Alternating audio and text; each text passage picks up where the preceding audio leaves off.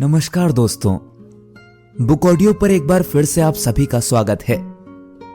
आप सुन रहे हैं डॉक्टर शैलेंद्र श्रीवास्तव जी द्वारा रचित लघु उपन्यास अपने हिस्से की जगह, मेरी यानी मंथन रस्तोगी की आवाज में। तो चलिए शुरू करते हैं उपन्यास का 12वां अध्याय। मुंबई राजधानी एक्सप्रेस ट्रेन की बर्थ पर लेटी हुई रंजना रोजी को लेकर इस सोच में डूबी थी, स्त्री क्या महज देह होती है? वैदिक काल की स्त्री से लेकर आधुनिक स्त्री महज इसी नजर से देखी जाती रही है। उर्वशी, मेनका, शकुंतला, अहिल्या, महाभारत की द्रौपदी, बौद्ध काल की आम्रपाली तथा आज की रोजी के मामले में पुरुषों की दृष्टि में स्त्री देह मात्र भोग की ही वस्तु है। उसका देह सौंदर्य पुरुषों के आकर्षण के केंद्र में रहता है, अन्य गुणों का महत्व गौड़ ही रहता है। सवाल है, स्त्री कब इस देह दृष्टि से मुक्त होगी? प्राचीन पुस्तकों में भले ही नारी को शक्ति, रूपा, विद्यादायिनी, धनदायिनी कहा गया हो, पर वह पुरुषों को दैहिक सुख देने वाली, संतान उत्पत्ति करने वाली आदि की ही भूमिका में रही है। खजुराहों की सेक्सी मूर्तियां तो यही कहती हैं। सवाल उठता है कि पुरुष सत्ता समाज में स्त्री कब इससे आजाद होगी? अमेरिका में सन 1963 में अमेरिकी महिला बेटी फ्रीडम की पुस्तक शद फेमिनिन मिस्टिक्स में स्त्री मुक्ति की बात लेखिका ने उठाई, जिससे वहां नारी मुक्ति का आंदोलन चला। वहां इसका अभिप्राय नारी के स्वतंत्र अस्तित्व से लिया गया। इसमें कोई शक नहीं कि इस आंदोलन ने नारियों में आजाद होने की चेतना काफी हद तक पैदा ही की थी। इसी आजाद ख्याली की हवा देर सवेर यहां भी पहुंची, लेकिन उसे बहुसंख्यक नारी ने भारतीय परिवेश में ही अपनाया। इसी तिथि को हर वर्ष अंतर्राष्ट्रीय महिला दिवस मनाते आ रहे हैं, पर स्त्री की स्थिति में कोई खास गुणात्मक अंतर नहीं आया है।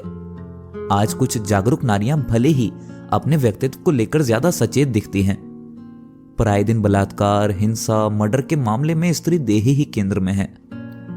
रंजना स्वयं से सवाल करती है, स्त्री ही पूजे धर्म ग्रंथ, उसके ही प्रश्नों पर मौन सभी धर्म ग्रंथ। पूर्व स्थापित उसका दोयम दर्जा स्वीकृत नहीं, समानता के नाम पर विशाल प्रश्न चिन्ह, वर्णित नहीं पति धर्म के अलावा धर्म भिन्न।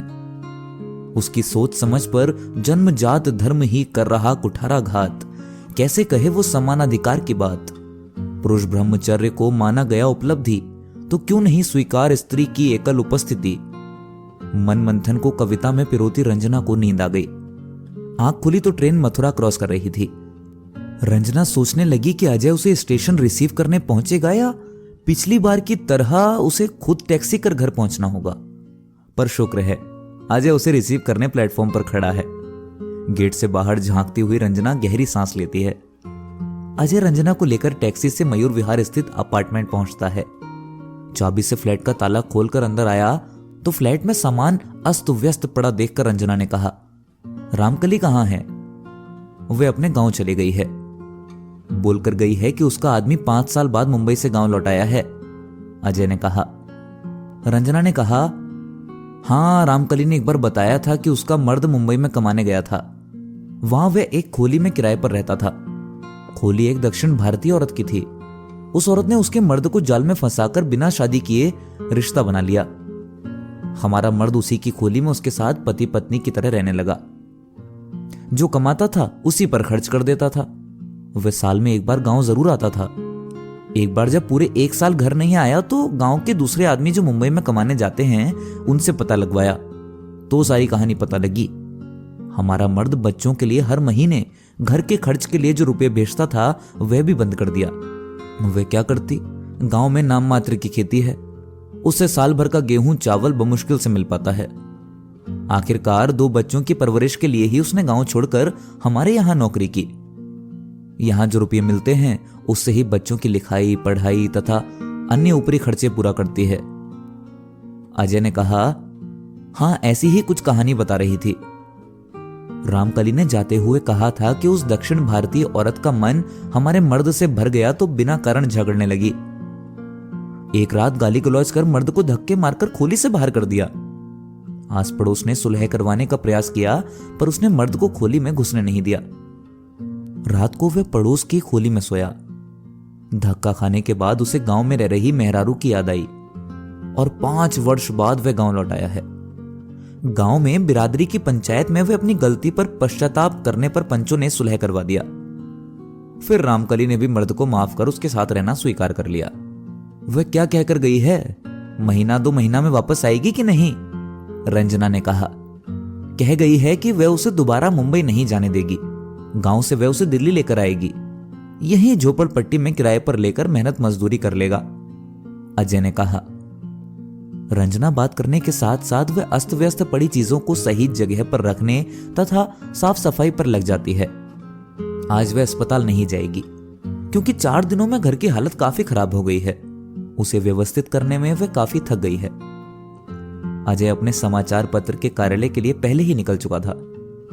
रंजना यात्रा में इस्तेमाल किए कपड़ों को वॉशिंग मशीन में डालकर खाना बनाने में लग गई। रंजना सोचने लगी कि रामकली जब काम छोड़कर चली गई तो अजय लंच कैंटीन में करता रहा होगा और रात का डिनर प्रेस क्लब में। यह भी हो सकता है कि एक आध दिन रोजी के यहां मीट खाने चला गया हो। खाना बनाने वाली रामकली के काम छोड़ने का बहाना तो था ही। रात को अजय घर आया तो रंजना ने कहा, रामकली नहीं तो खाना पीना कैसे चला? लंच तो प्रेस की कैंटीन में कर लेता था और डिनर क्लब में करके घर आता था। क्यों, रोजी के यहां खाना खाने या मिलने नहीं गए थे? नहीं, काम से फुर्सत नहीं रहती थी। घर से सीधे अखबार का दफ्तर और शाम को प्रेस क्लब। अजय ने सफाई दी। आप सुन रहे थे डॉक्टर शैलेंद्र श्रीवास्तव जी द्वारा रचित लघु उपन्यास अपने हिस्से की जगह का 12वां अध्याय, मेरी यानी मंथन रस्तोगी की आवाज में। आगे की कहानी सुनने के लिए बुक ऑडियो पर बने रहिए।